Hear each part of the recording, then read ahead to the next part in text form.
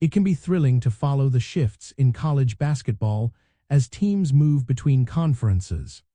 But have you ever paused to think about how these big changes ripple through the sport, especially when it comes to something as vital as earning a spot in the National Collegiate Athletic Association Tournament?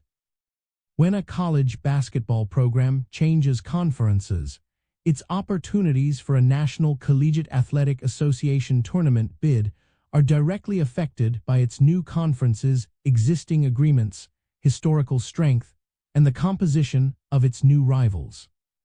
This impact stems from two main pathways to the National Collegiate Athletic Association Tournament: the automatic bid and at-large bids. Every Division I conference receives one automatic bid, which is typically awarded to its conference tournament champion.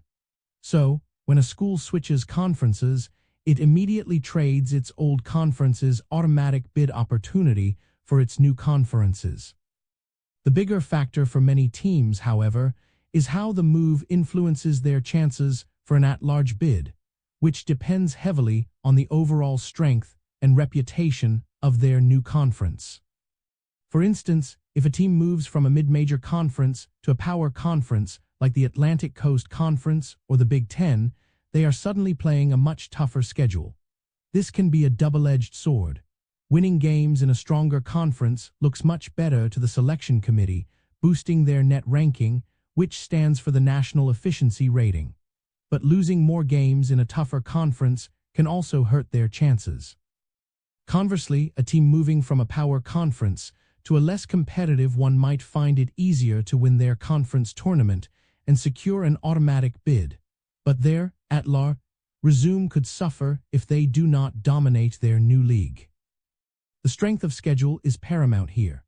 The National Collegiate Athletic Association Men's Basketball Committee evaluates teams using metrics like the net ranking, which heavily weighs quality wins and losses. Playing in a stronger conference means more opportunities for Quadrant One wins, which are victories against top 50 teams at home, top 75 teams on a neutral court, or top 100 teams on the road. These high-value wins are gold to the committee.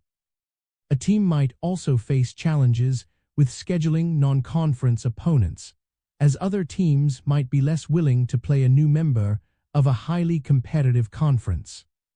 Ultimately, a conference change reshapes a team's entire strategic path to March Madness, requiring them to adapt to new competitive landscapes and metrics.